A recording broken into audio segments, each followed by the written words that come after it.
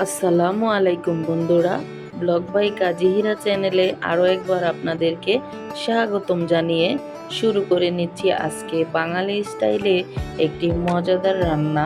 সেটি হলো সজনে আলু দিয়ে আইড় মাছের তরকারি। শুধু সজনে যে নিরামিষ খাওয়া যায় ডাল দিয়ে তা কিন্তু নয়, মাছ দিয়ে এভাবে আপনি যদি সজনে ডাঁটা দিয়ে তরকারি রান্না করে নেন, এটা কিন্তু দুর্দান্ত হবে খেতে। আলহামদুলিল্লাহ, আমার হাজবেন্ড কিন্তু খুবই পছন্দ করেছে এই মজাদার তরকারিটা। তার জন্য সে আজকে কিন্তু আবার সে বাজার থেকে সজনে ডাঁটা নিয়ে এসেছে। তো সেটাই আজকে আপনাদের সাথে শেয়ার করব বন্ধুরা। দেখতেই থাকুন আমার রান্নাটা কতটা সুস্বাদু হয়েছে। একদিন কিন্তু আপনারা অবশ্যই ট্রাই করবেন। তো আজকে আমি রান্না করতে নিয়েছি যে বিলের মাছ, আইড় মাছ দিয়ে দেশি স্বাদে আমি রান্না করব সজনে ডাঁটা দিয়ে এবং আলু দিয়ে। খুব মজাদার হয় এই তরকারিটা, একদিন অবশ্যই ট্রাই করে দেখবেন।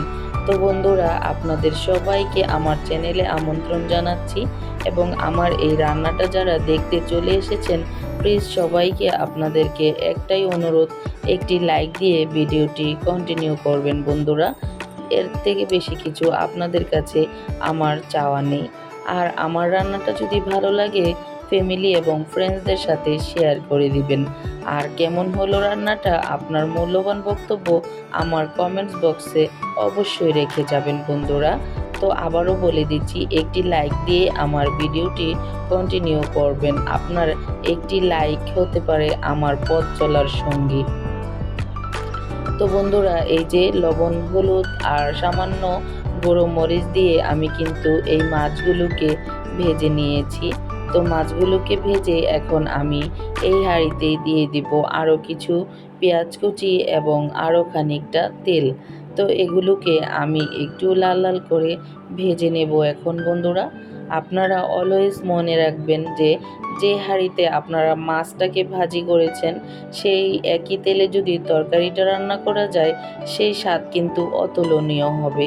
আর আপনি খেয়ে নিজেই অবাক হয়ে যাবেন যে আপনার রান্না এতটা সুস্বাদু। তো এখানে আমি দেখতেই পেলেন দিয়ে দিলাম কিছুটা কাঁচা জিরা, আস্ত জিরা যেটাকে বলে, সেই আস্ত জিরাটা আমি এখন তেলের মধ্যে দিয়েছি এই তরকারির স্বাদকে আরও বাড়িয়ে দেওয়ার জন্য। আর এখন সেই জিরাটা ভাজা হয়ে গেলে আমি এখানে 1 চা চামচের মতো রসুন বাটা দিয়েছি। হ্যাঁ বন্ধুরা, এখানে আদা বাটাটা আমি ইউজ করব না, এখানে দিয়েছি আমি রসুন বাটা। রসুন বাটাটা একটু হয়ে আসলে দিয়ে দিয়েছি বেশ খানিকটা কাঁচামরিচ। তো অনেক কাঁচামরিচ ঘরে আছে, তার জন্যই আমি একটু বেশি করে কাঁচামরিচ দিয়ে দিলাম। এখন আমি এখানে দিচ্ছি স্বাদ মতো লবণ এবং হলুদের গুঁড়ো, ধনিয়ার গুঁড়ো আর মরিচের গুঁড়ো।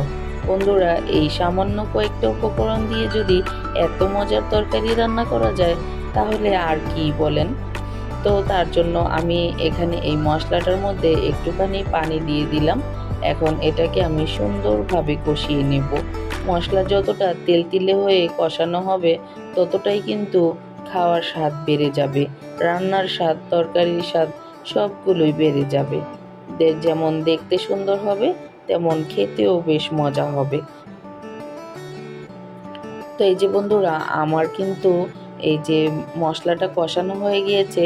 এখন আমি যে পাতলা করে আলুগুলো স্লাইস করে রেখেছিলাম আর সজনেটা ভালো করে পরিষ্কার করে রেখেছিলাম, এখন এগুলোকে আমি মশলার মধ্যে দিয়ে ভালো করে নেড়ে চেড়ে একটুখানি পানি দিয়ে দিচ্ছি 1 কাপের মতো।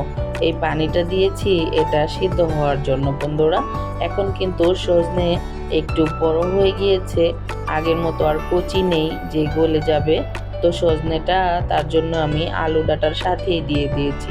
তো এই যে দেখেন, আমার আলুটা সুন্দরভাবে নরম হয়ে গিয়েছে বন্ধুরা, দেখতেই পাচ্ছেন কতটা সুন্দর হয়েছে। আমার সজনেটা কিন্তু গলে যায়নি।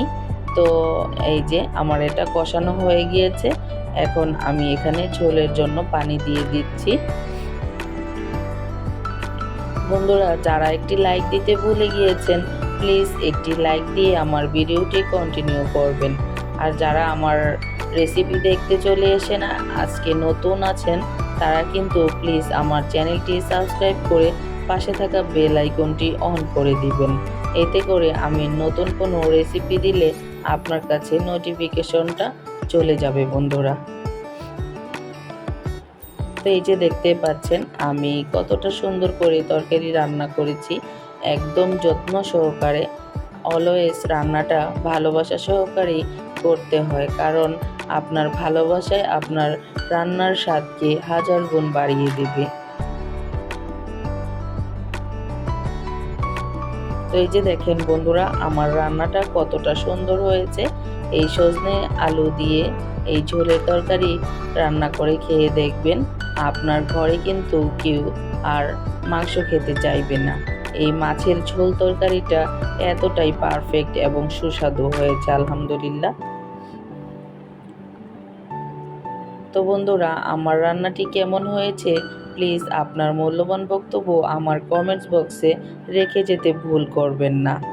এটাই আপনার কাছে আমার অনুরোধ। আপনার একটি কমেন্টস আমার পথ চলার অনুপ্রেরণা। তো আজকের মতো এখানেই বিদায় নিচ্ছি বন্ধুরা। Thanks for watching. এতক্ষণ সাথে থাকার জন্য সবাইকে অসংখ্য ধন্যবাদ। আসসালামু আলাইকুম রহমতুল্লাহ।